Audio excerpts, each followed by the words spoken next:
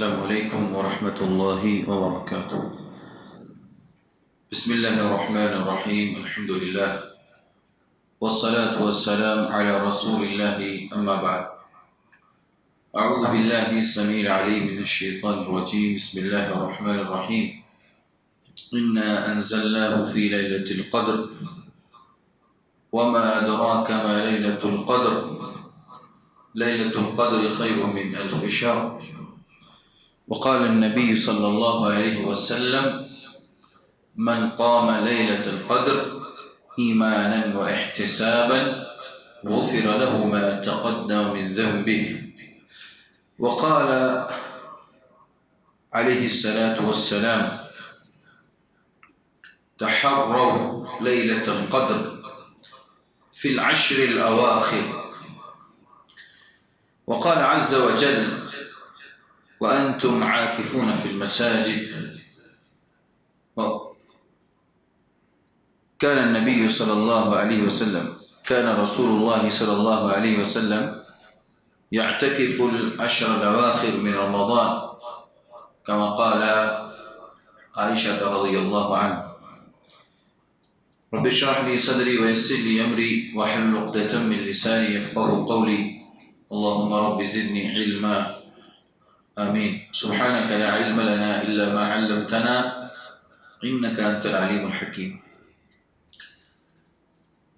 معزز مہمانان اور بزرگ، امت کے نوجوان ماں اور بہنیں، خواتین اسلام، بچے، آف لائن آن لائن سننے والے تمام حضرات، خاص کر کے عزیز نور التوحید کے تمام ذمہ داران اور اہل خیر حضرات، آج 21ویں شب ہے،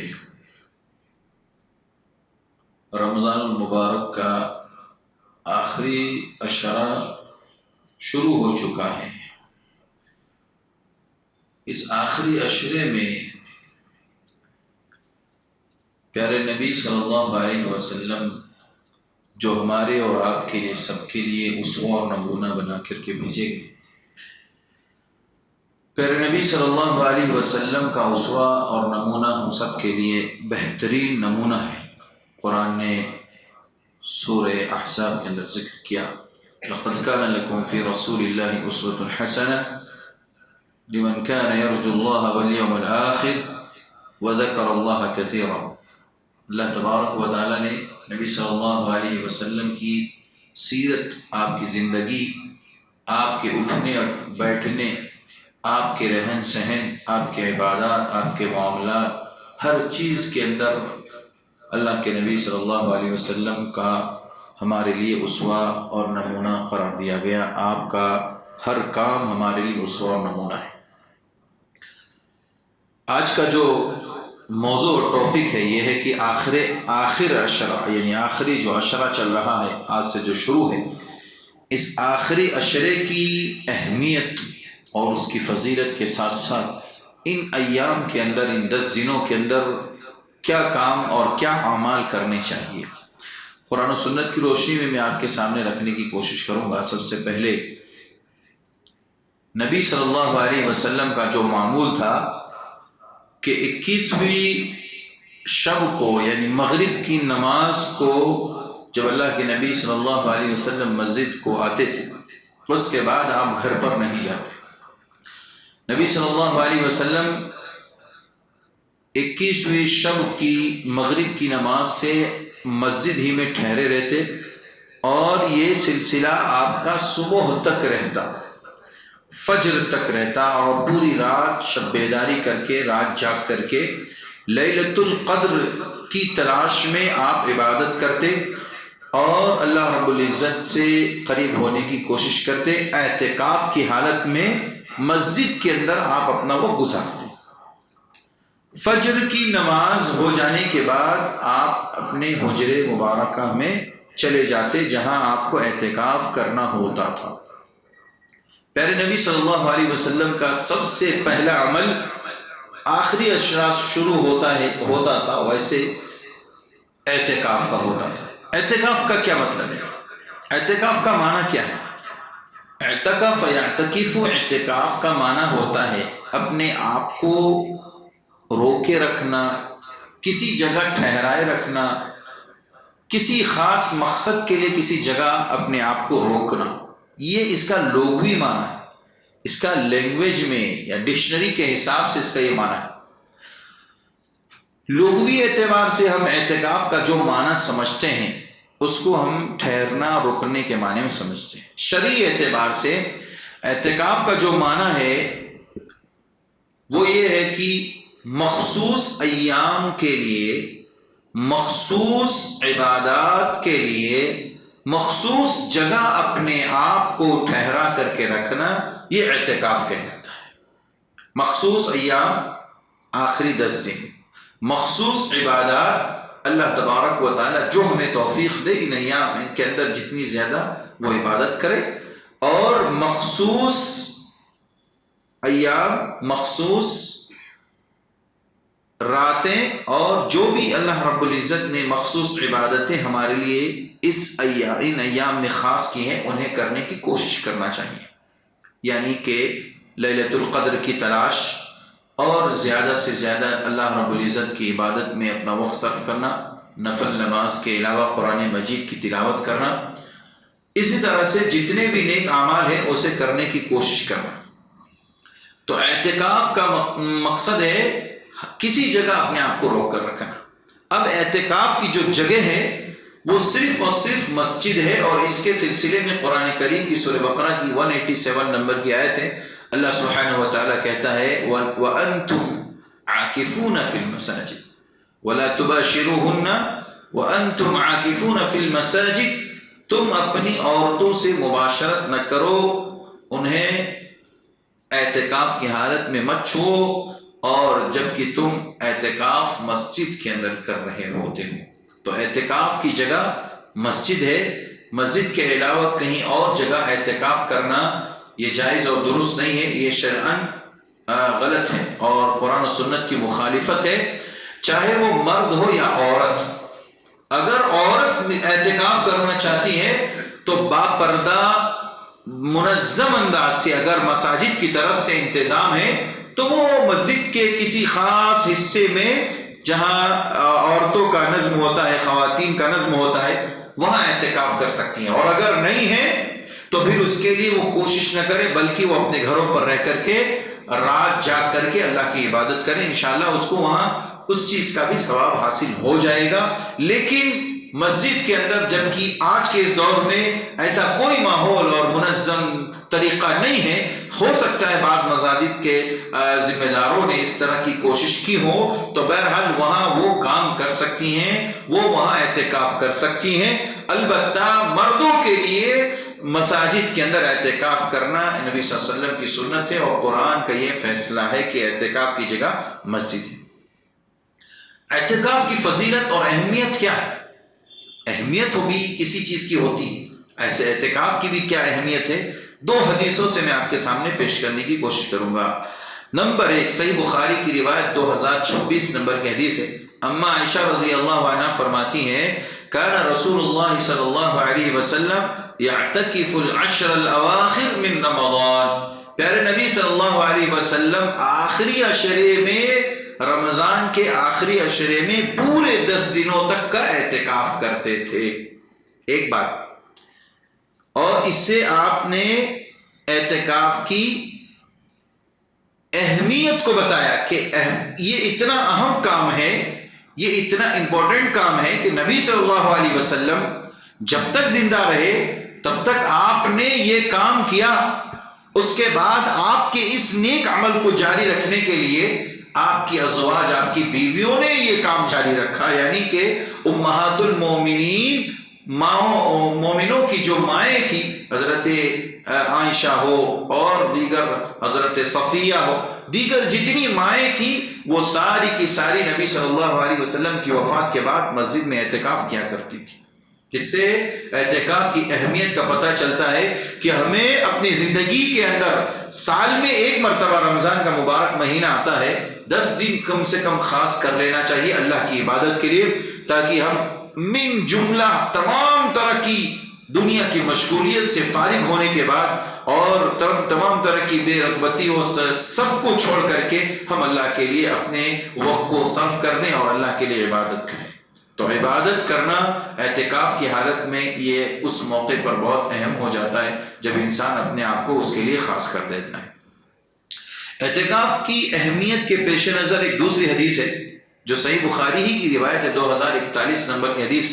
اللہ کے نبی صلی اللہ علیہ وسلم نے اس کی اتنی زیادہ اہمیت تو سمجھی اور امت کو اپنے عمل کے ذریعے پیش کیا۔ آپ اندازہ کیجئے کہ ایک مرتبہ کسی وجہ سے نبی صلی اللہ علیہ وسلم کا اعتکاف چھوٹ گیا۔ پیارے نبی صلی اللہ علیہ وسلم نے جو اعتکاف اس رمضان کا آپ کا چھوٹا تھا، آپ نے شوال کے آخری عشرے میں کیا۔ اللہ اکبر! یہ اس اعتکاف کی اہمیت کا پتہ دیتا ہے کہ نبی صلی اللہ علیہ وسلم کا یہ عمل یہ ثابت کرتا ہے کہ یہ بہت اہم چیز ہے۔ عائشہ رضی اللہ عنہ فرماتی ہے کہ فلم یعتکف فی رمضان، نبی صلی اللہ علیہ وسلم سے اعتکاف نہیں ہو سکا کسی وجہ سے رمضان کے مبارک مہینے میں، حتی اعتکف فی آخر العشر من شوال، یہاں تک کہ نبی صلی اللہ علیہ وسلم نے شوال کے آخری عشرے میں اعتکاف کیا۔ اس سے اعتکاف کی اہمیت کا ہمیں اور آپ کو پتہ چلتا ہے۔ تو محترم بھائیوں، خلاصہ یہ کہ اہمیت اس عمل کی بہت زیادہ ہے، اسی لیے پیارے نبی کرتے رہے۔ پیارے نبی کے علاوہ صحابہ کا عمل رہا اور صحابیات کا عمل رہا اور سلف نے اس کے اوپر عمل کرتے ہوئے اور آج تک دنیا کے اندر جتنے مسلمان آئے، جہاں جہاں جس خطے میں رمضان کا مبارک مہینہ آیا اور جہاں مساجد قائم ہیں، وہاں کے لوگوں نے اعتکاف کر کے اس بات کو ثابت کر دیا کہ یہ بہت ہی اہم عمل ہے، نبی صلی اللہ علیہ وسلم کا اہم کام تھا اور پیارے نبی اس کے اوپر کافی اہتمام کرتے تھے، لہذا ہمیں بھی اس کے اوپر عمل کرنا چاہیے۔ مساجد کے اندر اس چیز کا اہتمام ہونا چاہیے اور ہر مسلمان کی کوشش ہونی چاہیے کہ زندگی میں ایک بار تو اعتکاف کرنا چاہیے، ایک بار کم سے کم اعتکاف ہونا چاہیے، اس لیے کہ اس کے جو فوائد ہیں نا، ایک انسان عام حالت میں ان فوائد کو حاصل نہیں کر سکتا جتنا کہ وہ اعتکاف کی حالت میں ان فوائد کو حاصل کر سکتا ہے۔ اعتکاف کے کچھ اہم مسائل ہیں، جو لوگ اعتکاف میں بیٹھے ہوں ان کے تعلق سے میں چند باتیں عرض کرتے ہوئے چلتا ہوں، اس کے بعد مزید کچھ لیلۃ القدر کے تعلق سے کچھ باتیں میں ذکر کروں گا۔ سب سے پہلا مسئلہ یہ ہے کہ اعتکاف مسجد کے اندر ہوگا، اس میں کوئی شک نہیں ہے، کہیں پر اور جگہ کوئی اعتکاف نہیں کر سکتا ہے۔ نبی صلی اللہ علیہ وسلم کا عمل یہی تھا، آپ مغرب کی نماز سے مسجد کے اندر چلے جاتے، فجر کے بعد آپ اعتکاف کی جو اپنی معتکف ہونے کی جگہ تھی وہاں پر داخل ہوتے تھے، جیسا کہ سنن نبی داؤد کی 2464 نمبر کی حدیث ہے۔ اللہ کے نبی صلی اللہ علیہ وسلم کا عمل حضرت عائشہ اسی طرح بتاتی ہیں کہ اللہ کے نبی کا یہی عمل تھا۔ اسی طرح سے معتکف کے لیے دوسرا بہت اہم مسئلہ یہ ہے کہ معتکف انتہائی ناگزیر حالت میں ہی صرف گھر سے مسجد سے باہر جا سکتا ہے، یعنی انتہائی آپ کو ضرورت پیش آ گئی کسی کو معتکف کو، تبھی وہ مسجد سے باہر جا سکتا ہے، ورنہ کوئی یہ سوچے کہ جا رہا ہے، جنازہ جا رہا ہے، چلو میں جا کر شریک ہو جاؤں، تو برائے کرم ایسی جرات نہ کریں۔ معتکف کے لیے کسی کے جنازے میں شریک ہونا جائز نہیں، جنازے کی نماز پڑھنے جانے کے لیے یا اس کی تدفین کے لیے کسی بھی معتکف کے لیے جائز نہیں۔ جب اتنا اہم کام جائز نہیں تو دیگر کام کیسے ہو سکتا ہے جائز؟ جی سمجھ میں آ رہی بات؟ جب اعتکاف کی حالت میں آپ جنازے کی نماز کے لیے، تدفین کے لیے نہیں جا سکتے تو پھر دوسرے کاموں کے لیے کیسے جا سکتے ہیں؟ نہیں جا سکتے۔ تو جتنی ضرورت کی چیزیں ہیں وہ پہلے ہی یا تو فارغ ہو جائے، اور جن لوگوں کو بہت ساری ضرورتوں کی چیزیں لائق رہتی، ہمیشہ ان کے ساتھ معاملات رہتے، تو ایسے لوگوں کو اعتکاف سے پرہیز کرنا چاہیے، کیونکہ بلا وجہ جو ہے تو آپ اپنا اعتکاف خراب مت کیجیے، اور اسی طرح سے جو لوگ اعتکاف میں بیٹھے ان لوگوں کو ڈسٹرب نہ کریں یا یہ کہ ماحول خراب نہ کریں، اس طرح سے دوسرے لوگوں کو بھی یہ موقع ملے گا کہ فلاں شخص تو اپنی ضرورت کے پیش نظر فلاں چیز کے لیے گئے تھے۔ تو بہرحال انتہائی ناگزیر حالت میں آپ کو کوئی چارہ ہی نہیں اس کے بغیر، تو ٹھیک ہے آپ جا سکتے ہیں، لیکن آپ اس کے بغیر اپنا کام کر سکتے ہیں، چلا سکتے ہیں، تو بہرحال آپ جو ہے اپنے اس معاملے کو جاری رکھیں۔ نبی صلی اللہ علیہ وسلم کا عمل بتاتے ہوئے اما عائشہ رضی اللہ عنہ فرماتی، صحیح بخاری کی روایت ہے، 2029 نمبر کی حدیث ہے، وَكَانَ لَا يَدْخُلُ الْبَيْتَ إِلَّا لِحَاجَةٍ اذا كان معتکفا، نبی صلی اللہ علیہ وسلم جب معتکف ہوتے، اعتکاف کرتے، تو اللہ کے نبی کسی بھی صورت میں اپنے گھر میں داخل نہیں ہوتے سوائے ایسی ضرورت کہ جس کے بغیر کوئی چارہ کار نہیں۔ اور ہم اور آپ جانتے ہیں کہ پیارے نبی صلی اللہ علیہ وسلم کی جو مسجد تھی، مسجد نبوی ہے، اور حضرت عائشہ کا حجرہ، گویا کہ یہ ایک دیوار ہے نا، بس ایک پردہ حائل تھا۔ آپ ایسا پردہ کرتے تو اپنا سر ادھر کیے تو مسجد نبوی میں، اور ادھر کیے تو حضرت عائشہ کے حجرے میں۔ اللہ کے نبی صلی اللہ علیہ وسلم اپنے بالوں میں کنگھی کرنے یا اسی طرح سے تیل لگوانے کے لیے آپ اپنا سر اس طرح سے لٹکا دیتے تھے حجرے عائشہ میں۔ پھر جب تیل لگا دیتی حضرت عائشہ، کنگھی کر دیتی، تو آپ اپنا اس پردے کو ہٹا کر کے سٹا دیتے، واپس اپنے حجرے میں آ جاتے تھے۔ تو یہ تو ٹھیک ہے، یہ تو اللہ کے نبی کا اور حضرت عائشہ کا جو معاملہ تھا، اور مسجد اور حضرت عائشہ کے حجرے کی جو بات تھی وہ بالکل قریب۔ اب ہمارے ہاں تو جو معتکف ہوتے ہیں ان کے گھر بہت دور دور ہوتے ہیں، تو بہرحال کوئی یہ سوچے کہ نہیں میں بیوی کے پاس جاؤں گا اور نبی صلی اللہ علیہ وسلم نے تیل لگوایا لہذا میں بھی لگواؤں گا، تو یہ صحیح نہیں، یہ صحیح نہیں۔ نبی کی سنت ہے، آپ اعتکاف میں بیٹھ چکے ہیں، اب آپ کو غیر ضروری کوئی بھی کام نہیں کرنا۔ اچھا، آپ کو تیل لگانے سے منع نہیں ہے، آپ کو کنگھی کرنے سے منع نہیں، صاف ستھرا رہنا اسلام کا ہر جگہ جو ہے یہ اصول ہے کہ صفائی ستھرائی آدھا ایمان ہے، وہ آپ کبھی بھی کہیں پر بھی کر سکتے ہیں، اس میں کوئی حرج نہیں۔ آپ مسجد میں سارا سامان لے کر کے آئیے، اس کے بعد جو ہے اعتکاف میں اپنی جگہ پر رکھیے، نہائیے دھوئیے، کنگھی کیجیے، سر میں ٹوپی لگائیے، تیل لگائیے، سارے ضرورت کے جو بھی کام ہے وہ کیجیے، کوئی حرج نہیں۔ لیکن گھر پہ جانے کے لیے اس کے لیے عذر بنانا یہ غیر شرعی عمل ہے، نبی صلی اللہ علیہ وسلم کا طریقہ یہ نہیں تھا۔ اسی طرح معتکف کے لیے ایک اور مسئلہ یہ بھی ہے کہ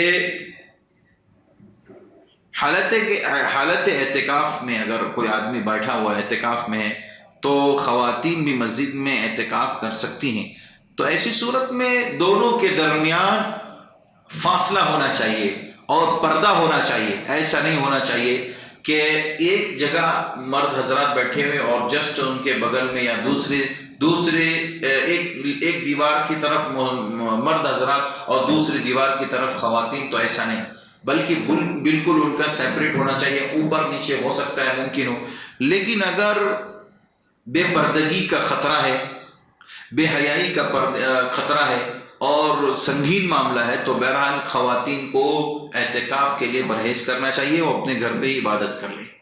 یہ مسئلہ اہم ہے، چونکہ ہم لوگ دیکھتے ہیں بعض خواتین کو ضد کرتے ہوئے کہ ہمارے لیے کیوں نہیں ہے، اس لیے نہیں ہے کہ اسلام نے جو چیز باقی رکھی ہے وہ اپنی جگہ ہے، آپ اعتکاف کر سکتی ہیں، اسلام نے آپ کو جائز قرار دیا آپ کے لیے، لیکن موقع بھی تو ہونا چاہیے، اس کا محل بھی تو ہونا چاہیے، اس کے لیے سارے وسائل بھی تو مہیا ہونا چاہیے۔ جب تک وسائل نہیں ہے آپ وہاں پر اعتکاف نہیں کر سکتی، اس لیے خواتین کو اس سلسلے میں ضد نہیں کرنی چاہیے۔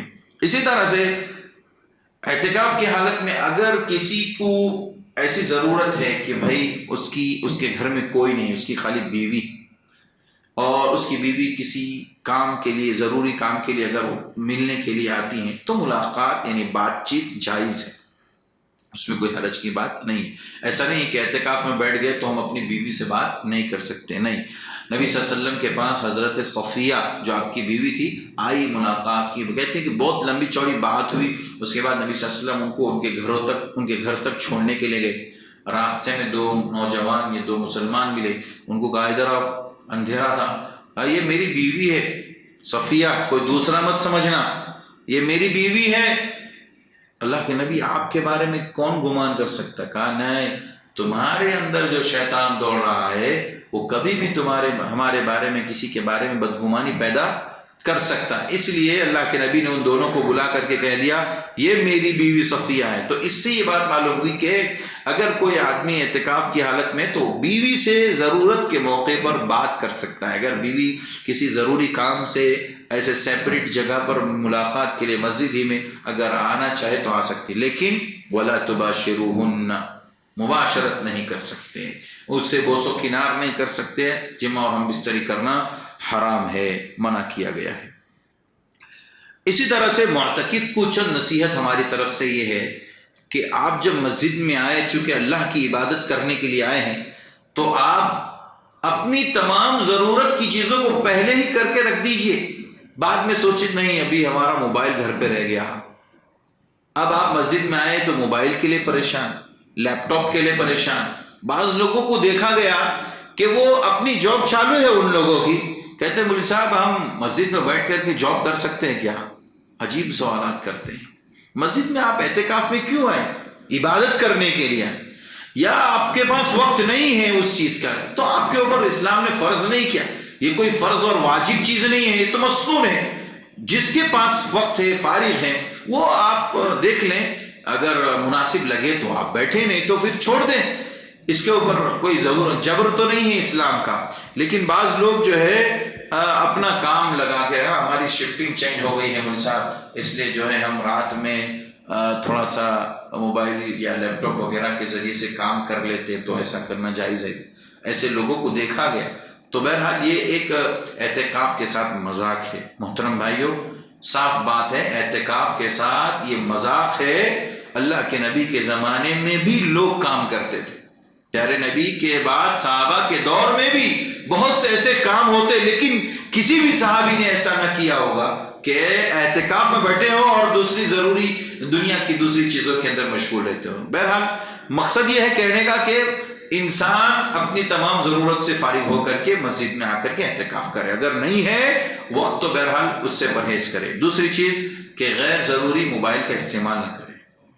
انسان کیا چاہتا ہے, میں مسجد میں بیٹھا ہوں تو میرے سارے کام یہاں سے ہو جائیں گے, لہذا میں یہاں سے دیکھوں گا میری ملگی میں, میری دکان میں کتنے کاروبار کرنے والے آئے, کتنے ورکر آئے, کتنے نہیں آئے, لہذا میں یہ بھی کام کرتا رہوں گا. کیا ہے بھائی, میں تو خالی دیکھ رہا ہوں, کچھ کر تھوڑی رہا ہوں. آپ وہاں پہ کیوں گئے تھے بیٹھنے کے لیے؟ آپ جتنی ضرورت کی چیزیں ہیں بس وہی کام کر سکتے ہیں, اس کے علاوہ غیر ضروری کام نہیں کر سکتے. آپ ساری دنیا کی چیزیں, دنیا کے سارے ٹینشن, دنیا کے سارے جھمیلے الجھن ساری باہر رکھ کر کے آئیے. مسجد میں اگر آپ اعتکاف کے لیے آئے ہیں تو بس آپ کا کام ہے صرف عبادت کرنا اللہ کی, اس کے علاوہ دوسرے اور تیسرے کاموں میں مشغول ہونا. اسی طرح سے بعض نوجوانوں کے اندر جذبہ اچھا ہوتا ہے اعتکاف کرنے کا, اعتکاف کرتے ہیں. تو اب ظاہر سی بات ہے نوجوان اکیلا تو کبھی زندگی نہیں گزارتا, دوست احباب بھی ہوتے ہیں. پتا چلا کہ فلاں مسجد میں جو ہے ہمارا ایک دوست, ہمارا ساتھی اعتکاف میں بیٹھا ہوا, چلو ملنے کے لیے چلیں گے, حدیث بھی لے لیں گے, ان کے لیے ذرا مندی بھی لے لیں گے, تاکہ بیٹھ کر کے دو چار نوالے بھی کھا لیں گے اور تھوڑی بہت جو ہے باتیں بھی ہو جائیں گی. باتیں بڑے اتنے جذبات سے ملنے کے لیے گلے ملے, معانقہ ہوا, پھر گپ شپ چالو ہوئی, چلتے چلتے چلتے چلتے فجر ہو گئی. نہ اس کو معلوم نہ آپ کو معلوم کہ میں معتکف ہوں. اس اعتکاف کرنے والے کو یہ علم نہیں کہ میں اللہ کے گھر میں بیٹھا ہوں, میں معتکف ہوں. اس حالت میں میرے لیے کبھی گنجائش نہیں ہو سکتی. حضرت ابو بکر جیسا ساتھی کوئی نہیں ہو سکتا. اللہ نے گواہی دی. کیا کہا بھائی سورہ توبہ میں, لا تحزن ان اللہ معنا. نبی صلی اللہ علیہ وسلم نے کہا ابو بکر تم ڈرو مت, تم میرے ساتھی میرے دوست ہو. اس وقت اس غار حرا میں ہم جہاں چھپے ہوئے غار ثور میں, یہاں پر اللہ رب العزت ہمارے ساتھ ہے, کوئی ہمیں تکلیف دینے والا نہیں, تمہیں ٹینشن لینے کی ضرورت نہیں. لا تحزن, غمگین مت ہو جاؤ, غمگین مت ہو. ان اللہ معنا, ایسا ساتھی. لیکن کوئی بتائے تو پیارے نبی کے ساتھ, نبی صلی اللہ علیہ وسلم کے ساتھ بیٹھ کر کے حضرت ابو بکر نے, حضرت عمر نے, حضرت عثمان نے, حضرت علی نے اور دیگر بڑے بڑے صحابہ نے آ کر کے بیٹھ کر کے پوری رات اپنی جو ہے اعتکاف کی گواہ دی ہو. کہیں آپ کو ملتا ہے؟ کہیں آپ نے سنا ہے؟ ہم نے تو نہیں سنا, نہ تو ہم نے پڑھا کسی حدیث میں. تو بہرحال دوستی یاری اپنی جگہ ہے، باہر رکھیے. الحب للہ والبغض للہ، محبت اللہ کی خاطر، بغض اور نفرت کسی سے کرنا ہے تو اللہ کی خاطر. آپ اپنے دوستوں سے کہہ دیے ٹھیک ہے ملاقات کریں، السلام علیکم، وعلیکم السلام، بھائی میں اپنے کام میں بزی ہوں، انشاءاللہ پھر ملاقات ہوگی 10 دنوں کے بعد، پھر ہم آپ سے ملاقات کریں گے. آپ یہ کہہ دیجئے، معاملہ ختم. تو یہ اعتکاف کے تعلق سے کچھ ضروری باتیں کرنی تھی جو میں نے آپ کے سامنے پیش کر دی. اب اگلا مرحلہ جو ہے، چونکہ 21ویں شب، 23ویں، 25ویں، 27ویں، 29ویں 5 راتیں طاق راتیں کہلاتی ہیں. اور ان طاق راتوں کی قرآن و سنت میں بہت زیادہ اہمیت اور فضیلت آئی ہوئی ہے. قرآن میں اللہ رب العزت نے مستقل سورت نازل فرمائی، سورت القدر. سورت القدر، قدر والی رات. قدر کو کس کو کہتے ہیں؟ قدر کہتے ہیں عزت کو، عظمت والی رات کو، قدر والی رات کو، اندازے والی رات کو. بہت سے معنی مفسرین نے اس کے کیے ہیں. اللہ تبارک و تعالی نے لیلۃ القدر، قدر والی رات کو، جسے ہم شب قدر کہتے ہیں، جاگنے کی رات کہتے ہیں، اس کی فضیلت کے سلسلے میں کئی باتیں ذکر فرمائی. میں مختصراً آپ کے سامنے ذکر فرما رہا ہوں. ویسے تو اس کی اہمیت پر صرف میں 3 بات کروں گا. نمبر 1، نبی صلی اللہ علیہ وسلم آخری عشرے میں 5 راتیں جاگ کر کے خود بھی عبادت کرتے تھے اور اپنے گھر والوں کو بھی اس کے لیے جگاتے تھے. وَأَيْقَظَ أَهْلَهُ، نبی صلی اللہ علیہ وسلم اپنے گھر والوں کو جگاتے تھے. اس سے لیلۃ القدر کی اہمیت کا پتہ چلتا ہے. اگر یہ اہم نہ ہوتی یہ رات تو اللہ کے نبی خود بھی نہ جاگتے اور اپنے گھر والوں کو نہ جگاتے. اور گھر میں جانتے ہیں نا، گھر میں کون ہوتا ہے بھائی؟ جانور لوگ رہتے. کون رہتا؟ انسان رہتے، بیوی بچے رہتے، چھوٹے بھی رہتے، بڑے بھی رہتے. چھوٹے بچے، بڑے، انسان، عورت، خواتین، بوڑھے، سب لوگ رہتے. نبی صلی اللہ علیہ وسلم اپنے گھر کے تمام افراد کو جگاتے تھے. جاگو، یہ رات ایسی ہے، قدر والی رات ہے، اس میں عبادت کرو، جاگ کر کے اللہ کو راضی کرو. کیوں؟ لیلۃ القدر خیر من الف شہر، یہ ایسی رات ہے جس رات میں جس نے عبادت کر لی اسے 1000 مہینوں کا ثواب. کتنے؟ 1000 مہینے. 1000 مہینے کو کتنے سال میں آپ ڈیوائیڈ کر سکتے ہیں جی؟ کتنے سال ہوتے ہیں 1000 مہینے کے؟ تقریباً 84 سال. تقریباً 84، 84 ایئرس. تقریباً اتنے سال 1000 مہینے کے اندر ہوتے. کیا مطلب ہے؟ آپ نے اس ایک رات میں صرف عبادت کی ہے تو آپ کو ثواب 1000 رات کا مل رہا، 1000 مہینے کا مل رہا ہے. اور 1000 مہینے کتنے سال میں تبدیل ہو رہے ہیں؟ 84 سال میں. آپ کی ہماری عمر، امت محمدیہ کی عمر کتنی ہے؟ 60 سے 70 کے درمیان. آج کل کا کھانا غذا ایسی ہے کہ 40 کے بعد جو ہے بیچارے ڈھیلے ہو جاتے، 50 کے بعد لاٹھی کے سہارے پہ چلتے ہیں بیساکھی لے کر کے، اور 60 کے بعد دھیرے دھیرے اللہ کو پیارے ہوں گے. الا من رحم ربی، جنہوں اللہ رب العزت جن کی عمر لمبی کرنا چاہتا ہے. لیکن اس کے بعد بھی جو ہے عمر جو رہتی ہے وہ کسی نہ کسی کے سہارے رہتی ہے. مجبور انسان رہتا ہے، گھر میں رہتا ہے تو مجبور، باہر نکلنے کے لیے چاہے تو مجبوری، ساری چیزوں میں مجبور. انسان مجبور ہو جاتا ہے، اس وقت کچھ نہیں کر سکتا. جب انسان کے پیروں میں طاقت نہیں، انسان کی جوانی کم ختم ہو چکی ہوتی ہے، انسان کے اندر کی جو انرجی ہے وہ ختم ہو چکی ہوتی ہے، اس کے بعد کس کی عبادت کرے؟ کیسے عبادت کرے گا؟ اس عبادت کا لذت اور مزہ کیسے ہو سکتا ہے؟ اس لیے کہا گیا نبی صلی اللہ علیہ وسلم نے کہ نوجوان کو اپنی جوانی کی قدر کرنا چاہیے، اور اس قدر والی جوانی میں وہ جتنی عبادت کرے گا اللہ رب العزت کی، اللہ کو اتنی محبوب ہے. اور اتنی محبوب ہے میرے بھائیوں، اتنی پسند ہے، اتنی پسند ہے، اتنی پسند ہے، قیامت کے دن کوئی سایہ نہیں رہنے والا. قیامت کے دن کوئی سایہ نہیں ہوگا، کوئی درخت نہیں ہوگا، کوئی بلڈنگ نہیں ہوگی، کوئی سایہ دار کوئی چیز نہیں ہوگی، شامیانہ نہیں ہوگا. صرف اللہ رب العزت کا عرش ہوگا اور عرش کا سایہ ہوگا. اور گرمی تپش کا عالم کیا ہے؟ آج کئی کروڑوں میل سورج ہمارے اوپر ہے، لیکن گرمی کا کیا عالم ہے؟ ہم 40 45 اور 35 ڈگری کو برداشت کرنے کے لیے تیار ہیں، نہیں ہو پا رہی برداشت اس وقت 1 میل، بعض مفسرین نے کہا کہ 1 بالش 1 میل، بعض لوگوں نے کہا کہ 1 میل جو ہے نا، میل عربی زبان میں وہ سرما لگانے والی سرائی ہوتی ہے، بس اتنے، اللہ یعنی سورج اتنا قریب ہوگا، اور عالم کیا ہوگا لوگوں کا، کوئی پسینے میں ڈوبا ہوا ہوگا اپنے ٹخنے کے بل، کوئی کمر تک، کوئی یہاں، کوئی پورا پسینے میں ڈوبا ہوا ہوگا، سیلاب ہوگا پسینوں کا، اور اس میں انسان اپنے اعمال کے حساب سے ڈوبا ہوا ہوگا، نفسی کا عالم ہوگا۔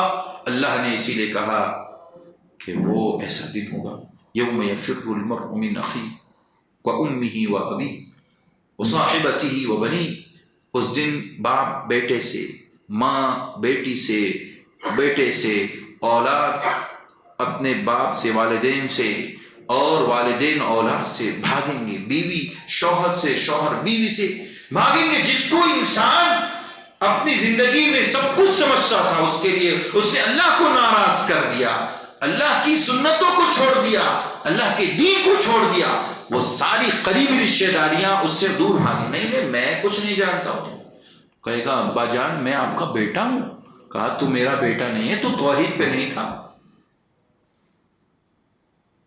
اماں جان میں آپ کا بیٹا ہوں، اماں کہیں گی نہیں تو میرا بیٹا نہیں ہے، بھاگیں گے۔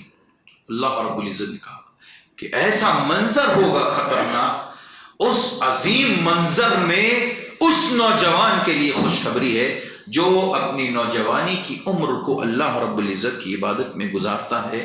قیامت کے دن وَشَابٌ نَشَأَ فِي عِبَادَةِ اللَّهِ، اللہ رب العزت کی عبادت میں گزارنے والا اپنا وقت، اپنی زندگی، اپنی نوجوانی، قیامت کے دن اللہ کے عرش کے سائے میں ایسا آدمی جگہ بنائے گا۔ اللہ اکبر، وہ خوش نصیب ہے نوجوان جو دنیا کی زندگی میں دنیا کا علم حاصل کرتا ہے، عصری تعلیم پڑھتا ہے، اپنے سارے کاروبار کرتا ہے، گھر کی ساری ذمہ داریاں پوری کرتا ہے، اندر اور باہر کی ساری ذمہ داریاں پوری کرتا ہے، شادی شدہ ہے، اپنے بال بچوں کی ساری ضروریتوں کو پورا کرتا ہے، اس کے باوجود بھی وہ اللہ کے دین سے کبھی بغاوت نہیں کرتا، برابر مسلسل 5 وقت کی پابندی کے ساتھ نماز جماعت کے ساتھ ادا کرتا ہے، اس کے علاوہ بھی دین کے تمام کاموں میں برابر شریک رہتا ہے، لیلۃ القدر کے جاگنے اور اس کو حاصل کرنے کے لیے پوری کوشش کرتا ہے۔ ایسا نوجوان واقعی میں بہت ہی زیادہ مبارک بادی کا مستحق ہے، اور اللہ کی نظر میں بہت عمدہ انسان ہے۔ قیامت کے دن وہ عرش الہی کے سائے میں جگہ پائے گا، اللہ تعالیٰ اسے عرش الہی میں جگہ دے گا۔ میرے بھائیوں، یہ معمولی کام نہیں ہے، یہ بہت عظیم کام ہے، اس لیے ابھی ہمیں وقت ملا ہے تو وقت کی قدر کرتے ہوئے اس نوجوانی اور اس عمر کو اچھی طرح سے گزارنے کی کوشش کرے، تاکہ اللہ جب سوال کرے گا وَعَنْ شَبَابِهِ فِيمَا أَبْلَغَ، تم نے جوانی کی عمر گزاری کہاں تھی؟ 5 سوال ہوں گے ابن آدم سے۔ نبی صلی اللہ علیہ وسلم نے فرمایا کہ جب انسان جہاں کھڑا ہوگا حشر کے میدان میں، 5 سوال ابن آدم سے جب تک نہیں پوچھ لیے جائیں گے تب تک اس کو اس کی جگہ سے ہٹنے کا موقع نہیں دیا جائے گا۔ ان میں سے ایک سوال اس کی جوانی پوری لائف کے بارے میں، پھر اس کے بعد اس کی خاص لائف یعنی کہ جوانی کے بارے میں سوال ہوگا۔ تو محترم بھائیوں، یہ قدر والی رات ہے، عظمت والی رات ہے، اس عظمت والی قدر والی رات کی قدر کیجئے، اور پیارے نبی صلی اللہ علیہ وسلم کا جو عمل تھا اس میں وہ کیا تھا؟ کہتے ہیں کہ آپ خود جاگتے اور اپنے گھر والوں کو جگاتے۔ اما عائشہ رضی اللہ عنہ فرماتی ہیں ایک دوسری روایت میں، کان رسول اللہ صلی اللہ علیہ وسلم یجتہد فی العشر الاواخر ما لا یجتہد فی غیرہ، پیارے نبی صلی اللہ علیہ وسلم ان 10 دنوں میں آخری کے رمضان کے اتنی محنت کرتے، ایک روایت میں کہ کہا گیا کہ شد مئزرہ، آپ اپنی کمر کو کس لیتے۔ کمر کسنے کو جانتے کس کو بولتے ہیں؟ آپ نے ان ورکروں کو دیکھا جو بلڈنگ بناتے ہیں یا بھاری بھرکم کام کرتے ہیں، محنت والا کام، ان کے پاس ایک گمچہ ہوتا ہے نا، گمچہ ہوتا ہے، ایک چھوٹا سا رومال یا ٹاول کی طرح سے، اور اس کے بعد وہ لوگ کیا کرتے ہیں، ان کو کہا جی ہاں یہ کام کرنا، ہاں ٹھیک ہے کرتے ہیں صاحب، نکالتے ہیں اور اس کے بعد یہاں باندھ دیتے ہیں مضبوطی کے ساتھ۔ کیا مطلب ہوتا ہے؟ اب یہ کام آپ کا ہو کر کے رہے گا اور ہم اس کے لیے پوری جد و جہد کریں گے۔ شد میزرہ، نبی صلی اللہ علیہ وسلم اپنی کمر کس لیتے۔ کیا مطلب؟ نبی صلی اللہ علیہ وسلم بالکل بے تاب ہو جاتے اور ایک ایک لمحہ، ایک ایک سیکنڈ اس 5 تاک راتوں کی اللہ کے نبی ضائع نہیں ہونے دیتے، صرف اللہ رب العزت کی عبادت میں۔ دیکھیے پیارے نبی صلی اللہ علیہ وسلم کے بارے میں ہم اور آپ جانتے ہیں کہ آپ کی زبان ہمہ وقت اللہ کے ذکر میں لگی رہتی تھی، ہمہ وقت رہتی تھی، سوائے آپ باتھ روم کو جاتے اس وقت آپ ذکر و اذکار سے خالی رہتے تھے، لیکن آپ کی ہمہ وقت ذکر و اذکار میں زبان رہتی تھی۔ اب آپ سوچ سکتے ہیں کہ ہم کیا کریں اور ان لیلۃ القدر کے جو اوقات ہیں اس کو ہم صحیح طریقے سے کیسے استعمال کریں۔ اب سے جو مغرب سے لے کر کے فجر تک کی جو یہ رات لیلۃ القدر کی رہتی ہے، یہ وقت جو رہتا ہے، اس میں آپ یا تو نمازیں پڑھیے، یا تو قرآن کی تلاوت کیجئے، یا تو دعائیں کریے، یا تو استغفار کیجئے، اور اگر ان تمام سے آپ بیزار آ گئے تو بیٹھے بیٹھے سبحان اللہ، الحمدللہ، لا الہ الا اللہ، اللہ اکبر، ولا حول ولا قوت الا باللہ، یہ 4 کلمے اللہ کو اتنے پسند ہے، دنیا کے اندر کوئی بھی چیز پسند نہیں۔ اللہ اکبر، 4 کلمے اللہ کو بہت پسند ہے، سبحان اللہ، الحمدللہ، لا الہ الا اللہ، اللہ اکبر۔ آپ یہ 4 کلمے ذکر ہی تو کرنا ہے نا، بیٹھے بیٹھے کرتے رہیے سبحان اللہ۔ آپ زور زور سے نہ کریں تاکہ دوسرے کسی شخص کو ڈسٹرب نہ ہو، تکلیف نہ ہو، آپ اپنے تئیں ذکر و اذکار میں لگے رہیے۔ پیارے نبی صلی اللہ علیہ وسلم ذکر کرتے رہتے۔ اور جانتے ہیں ذکر کی بات آ گئی تو میں یہ بات جو 2 کلمے ہیں اس کے تعلق سے 2-3 باتیں میں آپ کے سامنے رکھ دوں فضیلت کے طور پہ۔ ان کلمات میں سبحان اللہ و بحمدہ سبحان اللہ العظیم ہم جانتے ہیں، سورہ صحیح بخاری کی آخری روایت کہا اللہ کے نبی نے کہ یہ زبان پر ہلکے پھلکے ہیں، بہت جلدی آسانی کے ساتھ ادا ہو جانے والے، اتنا 1 سیکنڈ بھی نہیں لگتا اس کو ادا کرنے میں۔ لیکن پیارے نبی کہتے ہیں سبحان اللہ کہ یہ کلمات قیامت کے دن جب ترازو میں رکھے جائیں گے، جب ہماری نیکیاں تولی جائیں گی، یہ بڑے وزنی ہوں گے۔ اللہ اکبر، بہت وزن والے ہوں گے۔ سونا چاندی اور پوری دنیا کی دولت کو ایک طرف رکھ دیجئے اور سبحان اللہ و بحمدہ سبحان اللہ العظیم کا کلمہ ایک پلڑے میں رکھ دیجئے، پورا پلڑا نیچے جھک جائے گا اور وہ ہلکا ہو جائے گا۔ دنیا کی ساری نعمتیں، دنیا کی ساری دولتیں، دنیا کی ساری چیزیں، اتنا وزنی ہوگا، یہ اتنا وزنی ہوگا۔ کہا اللہ کے نبی نے اور کہا کہ رحمان کو بڑا پسند ہے، رحمان اللہ رب العزت ہے، اللہ کو بہت پسند ہے۔ جو آدمی سبحان اللہ و بحمدہ سبحان اللہ العظیم کہتا ہے اللہ کو بہت پسند ہے، اللہ کو بہت خوشی ہوتی ہے، اللہ بہت راضی ہوتا ہے اس کے اوپر، اس لیے کثرت سے یہ 1 کلمات کہی۔ نمبر 2 سبحان اللہ، الحمدللہ، لا الہ الا اللہ، میں نے کہا کہ یہ 4 کلمے اللہ کو بہت پسند ہے، یہ بھی کہتے رہیے۔ صرف اگر آپ کو اتنے سارے نہیں کہنے تو 2 کلمات کہیے، سبحان اللہ، الحمدللہ، یملأ او تملأ ما بین السماء والارض، اللہ اکبر۔ یہ 2 کلمے آپ کی نیکیوں سے آسمان اور زمین کے درمیان کے پورے فاصلے کو بھر دیتے ہیں۔ اللہ اکبر، آپ جانتے ہیں کتنا فاصلہ ہے؟ آسمان دکھتا ہے، سمائے دنیا ہم جو دیکھ رہے ہیں نا، وہ آسمان اور زمین اس درمیان میں جو کھلا ہے، یہ خالی جگہ ہے، یہ پوری نیکیوں سے بھر دیتا ہے، اتنی نیکیاں ملتی ہیں، اتنا ثواب ملتا ہے۔ اللہ اکبر، کس کو؟ جو شخص سبحان اللہ الحمدللہ کہتا ہے۔ یملأ او تملأ ما بین السماء والارض۔ اور ایک روایت میں نبی صلی اللہ علیہ وسلم نے کہا کہ یہ ایسے کلمات ہیں کہ اپنے ذکر کرنے والوں کے تعلق سے عرش الہی کے ارد گرد گھومتے رہتے ہیں۔ یعنی عکفنا، دیکھیے عکفہ مانے میں نے کیا بتایا؟ ٹھہرنا۔ یہاں پر بھی اعتکاف اور عکفہ کا ہی پورا مادہ ہے۔ یعنی عکفنا حول العرش، عرش الہی کے ارد گرد یہ گھومتے رہتے ہیں۔ کہتے ہیں ان کے اندر لہن دوی کدوی النحل، شہد کی مکھی کی طرح سے بن بنانے کی آواز آتی رہتی ہے۔ اچھا، اس کے بعد وہ کیا کرتے ہیں؟ کہتے ہیں کہ یہ لوگ یہ سارے کلمات، یہ سبحان اللہ الحمدللہ وغیرہ کے جو یہ الفاظ ہیں، یہ ذکر کرنے والے کا تذکرہ اللہ کے سامنے کرتے ہیں۔ اللہ، آپ دنیا میں روئے زمین پر بیٹھے ہوئے ہیں، کسی مسجد کے اندر ہیں، آپ چپ چاپ خاموشی سے سبحان اللہ الحمدللہ لا الہ الا اللہ اللہ اکبر کہہ رہے ہیں، لیکن آپ کا ذکر کہاں ہو رہا ہے؟ اللہ کے عرش کے ارد گرد ہو رہا ہے، اللہ کے سامنے ہو رہا ہے۔ اور کون بیان کرنے والا ہے؟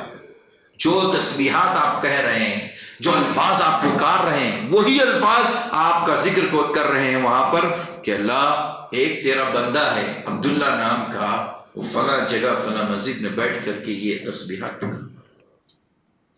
اس لیے نبی صلی اللہ علیہ وسلم اکثر اوقات ذکر کیا کرتے تھے۔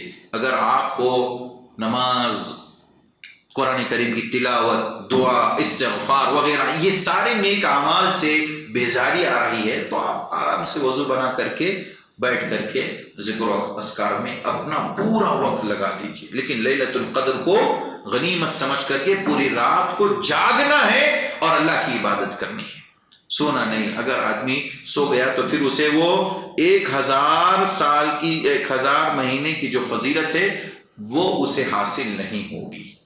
اسی طرح محترم بھائیوں، لیلۃ القدر کے تعلق سے تیسری اہم بات یہ ہے، پیارے نبی نے فرمایا تحروا لیلۃ القدر فی الوتر من 10 الاواخر من رمضان، رمضان کے آخری عشرے میں طاق راتوں میں اسے تلاش کرو۔ تلاش کرنے کا کیا مطلب؟ ڈھونڈنا۔ بھئی ہمیں آپ سے کہا جائے کہ فلاں چیز ڈھونڈ کے لائیے، فلاں چیز تلاش کر کے لائیے، تو ہم کیا کرتے ہیں؟ ایسے خالی دیکھ رہا نہیں ملا بھائی، کچھ بھی نہیں ملا، ایسا کرتے؟ اس کو دیکھتے غور سے، کہیں رکھی ہوئی ہوگی، تاکہ جو ہے وہ مل جائے اور جس نے مطالبہ کیا اس کو وہ چیز پہنچا دی جائے۔ تو تحرم کا معنی ہے تلاش کرنا، ڈھونڈنا۔ ایسا نہیں کہ ہم نے ایک رات جاگی، سوچا جان دو یار ہمیں کیا مطلب ہے، ملے گی تو ملے گی، ٹھیک ہے، نہیں ملے گی تو کوئی حرج نہیں۔ 5 طاق راتوں میں جاگنا، کوشش کرنا اس طاق رات کو عبادات کے ذریعے حاصل کرنے کی اور اس کا ثواب حاصل کرنے کی، تاکہ ہمیں اور آپ کو اللہ تبارک و تعالیٰ اس کی فضیلت سے نوازے۔ طاق راتوں میں کیا کیا ہوتا ہے؟ ایک تو یہ کہ اس رات یعنی لیلۃ القدر والی رات میں اللہ تبارک و تعالیٰ نے قرآن کریم کو نازل فرمایا، انا انزلناہ فی لیلۃ القدر۔ اس سے قرآن اور لیلۃ القدر کے درمیان بہت گہرا ربط اور تعلق معلوم ہوتا ہے۔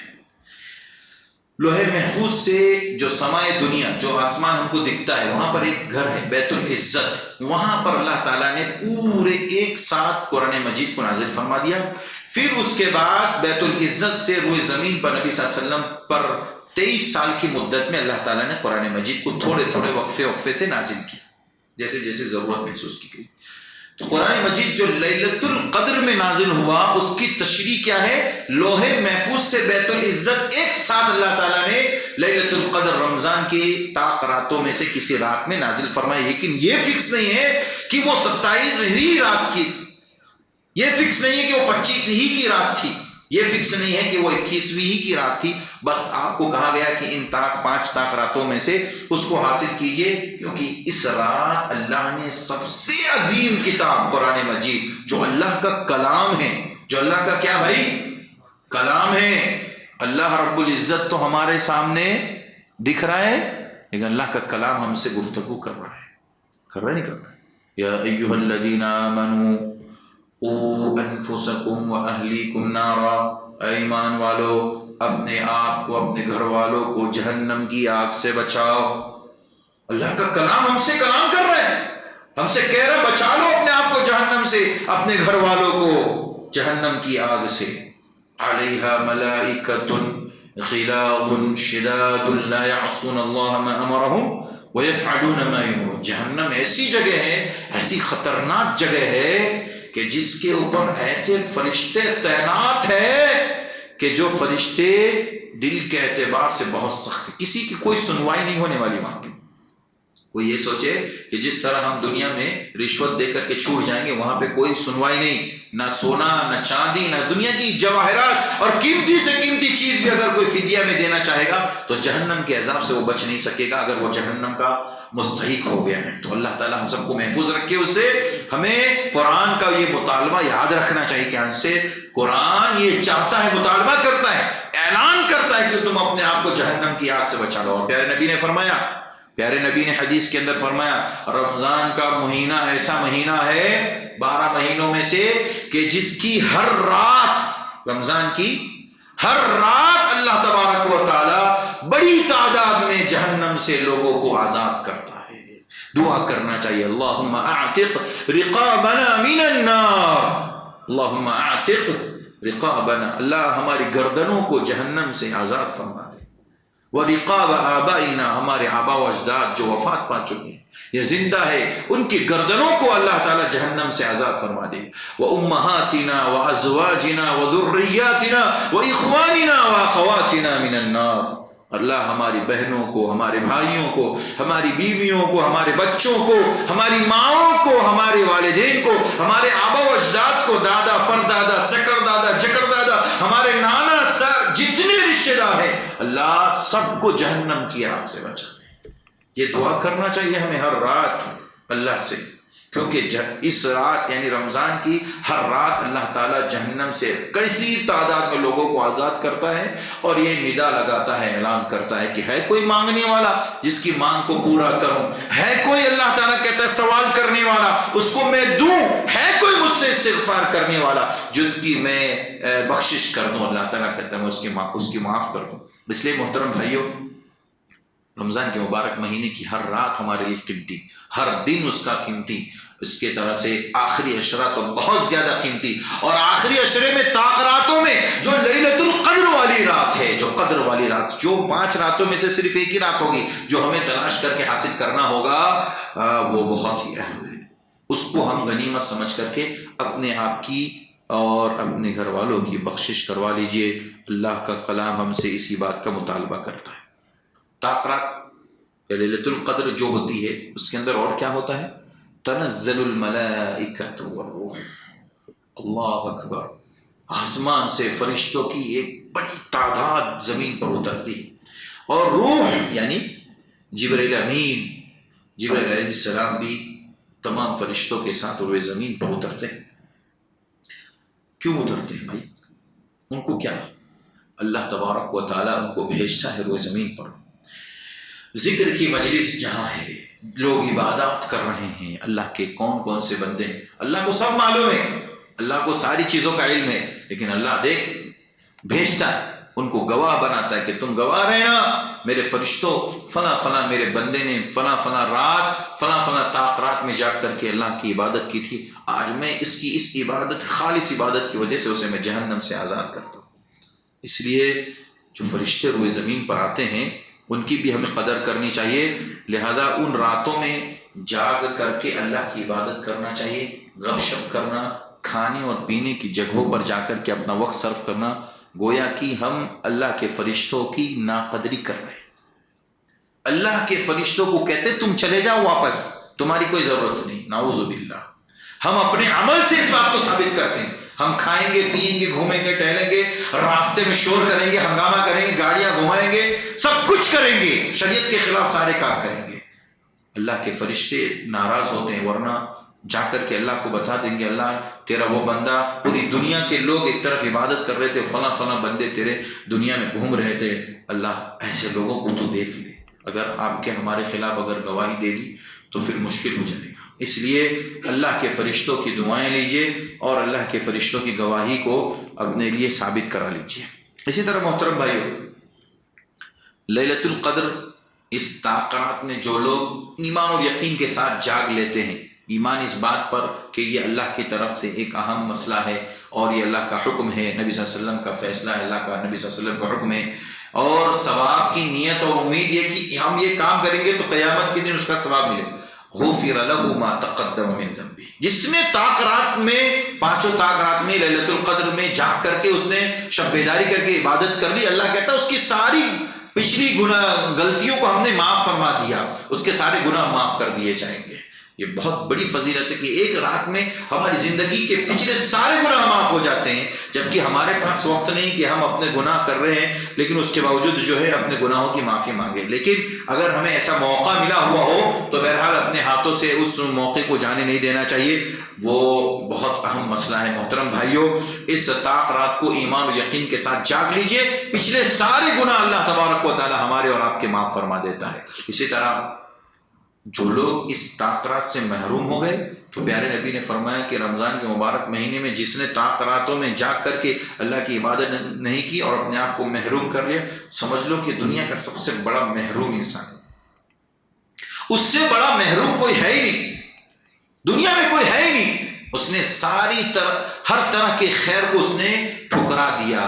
اللہ رب العزت نے اسے خیر کمانے کا موقع دیا تھا لیکن اس نے اس خیر کی چیز کو ٹھکرا دیا۔ اب چلتے چلتے چند باتیں میں آپ کے سامنے وہ رکھنا چاہ رہا ہوں کہ جو بعض لوگوں کے ذہن و دماغ میں ہے اور بعض لوگوں کے ذہن و دماغ میں غلط طریقے کی باتیں ہیں۔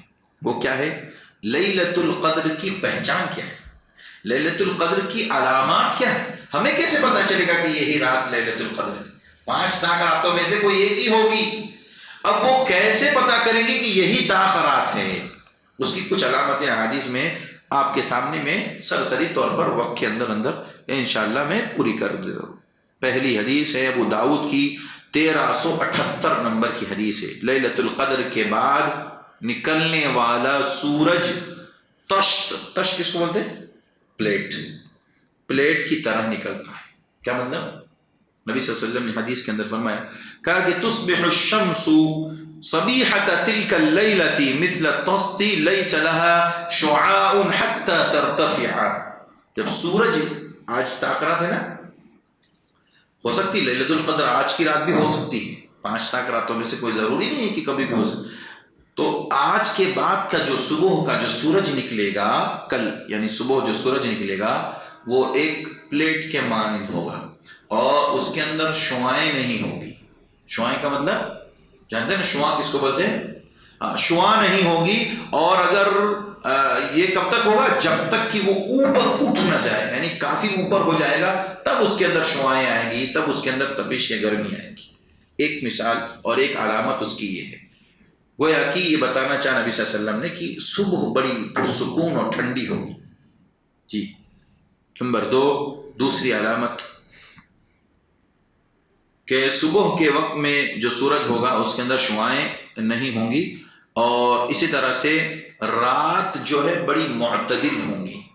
جو رات ہوں گی چاہے وہ 21ویں 23ویں 25ویں 27 29 کوئی بھی ہو، طاق راتوں میں سے لیلۃ القدر جو والی رات ہوگی وہ بڑی پرسکون اور معتدل ہوگی۔ کیا مطلب معتدل کا؟ نبی صلی اللہ علیہ وسلم نے حدیث میں فرمایا، صحیح الجامع کی روایت ہے، 5475 نمبر کی حدیث ہے، لیلۃ القدر لیلۃ سمیحۃ طلقۃ لا حارۃ ولا باردۃ تصبح الشمس۔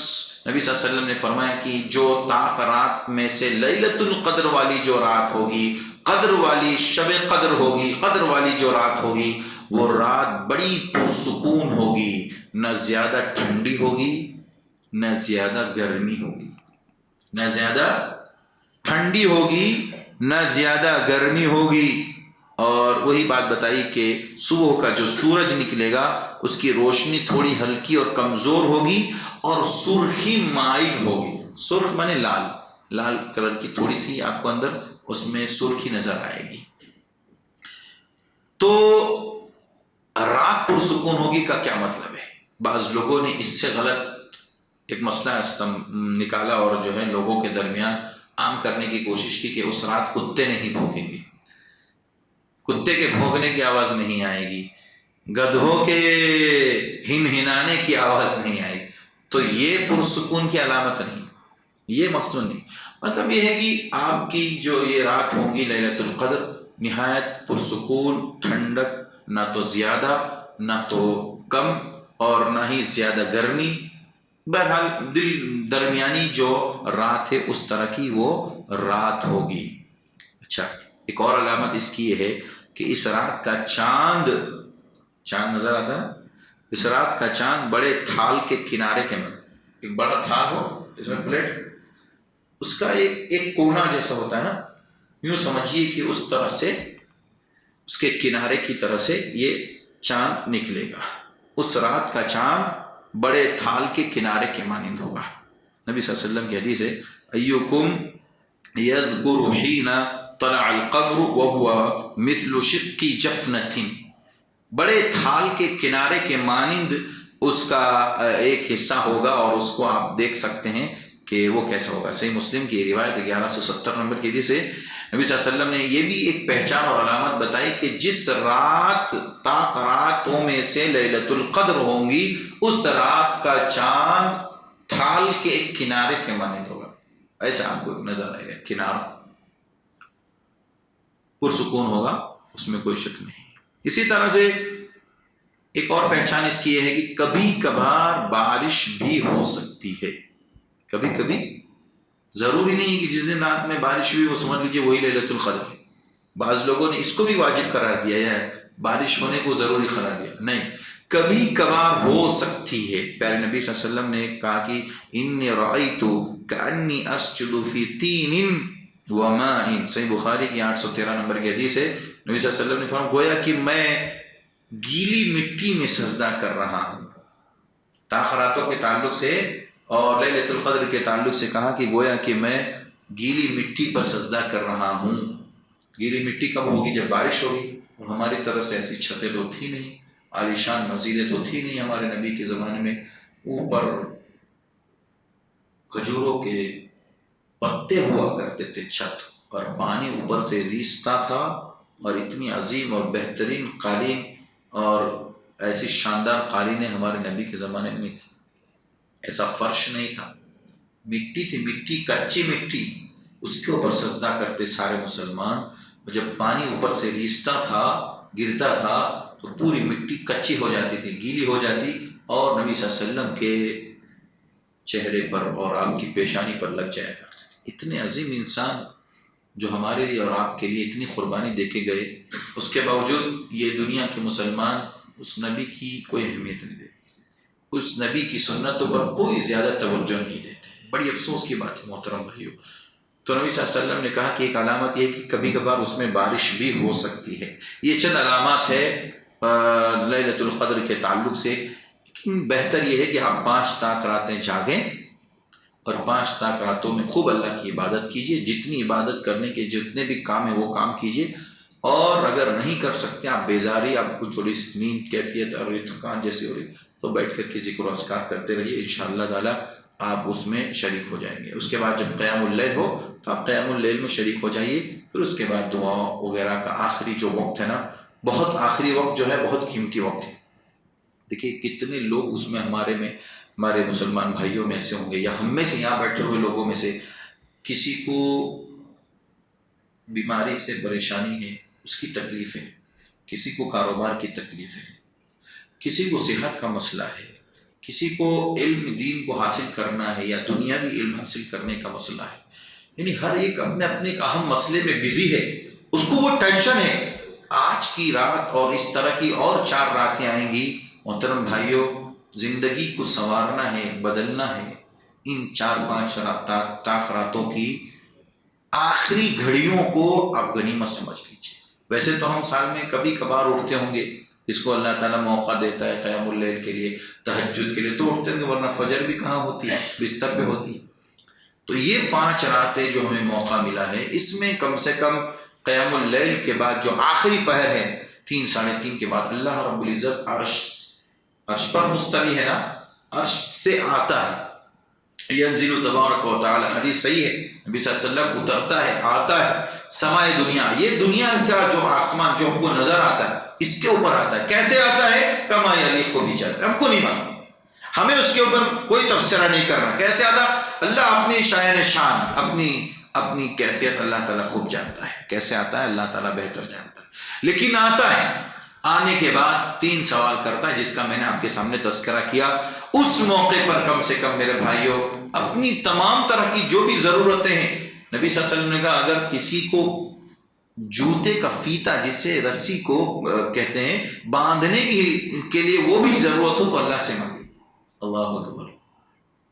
وہ بھی مانگنا ہو تو یعنی چھوٹی سی چھوٹی چیز اور بڑی سی بڑی چیز، اس کو کروڑ پتی ہونا ہے. دیکھیں کتنے لوگوں کے چہروں پہ مسکراہٹ آ جاتی ہے. اس کو کروڑ پتی ہونا ہے، اور یہ کوئی بعید نہیں ہے. اللہ کے خزانے میں کسی چیز کی کوئی کمی نہیں. اللہ تبارک و تعالیٰ کے پاس سارے خزانوں کی کنجیاں. آپ کو اگر مانگنا ہے دل کھول کے مانگی، اور اللہ تبارک و تعالیٰ کے کو مانگنے والے پسند ہیں اور اس کو خوشی ہوتی ہے. اللہ راضی ہوتا ہے ایسے لوگوں، اور جو نہیں مانگتا ایسے لوگوں سے اللہ ناراض ہوتا ہے. مانگیں گے انشاءاللہ. آج پوری رات جاگیں گے، سنت کے مطابق جاگیے. ایسے ہی 5 تاک راتیں آپ جاگیے. اللہ تعالیٰ اس میں خوب عبادت کیجیے. اللہ تعالیٰ ہم سب سے راضی ہو جائے. اسی بات کی ہم دعا کرتے ہیں. اللہ سے دعا ہے اللہ تعالیٰ ہمارے ہر عمل کو قبول فرمائے. ٹوٹے پھوٹے جو بھی اعمال ہو اللہ ہمیں اس کو ہمارے ان اعمال کو قبول فرما. ہمارے روزوں کو قبول فرما، ہمارے قیام کو قبول فرما، قرآن مجید کی تلاوت کو پروردگار قبول فرما. تاک راتوں میں کثرت سے اللہ تیری عبادت کرنے کی توفیق عطا فرما، اور تجھے راضی کرنے اور خوش کرنے کی اللہ ہم سب کو توفیق عطا فرما. جب تک اس دنیا میں زندہ رکھی ایمان کی حالت پر رکھ، خاتمہ ہو ایمان پر ہو.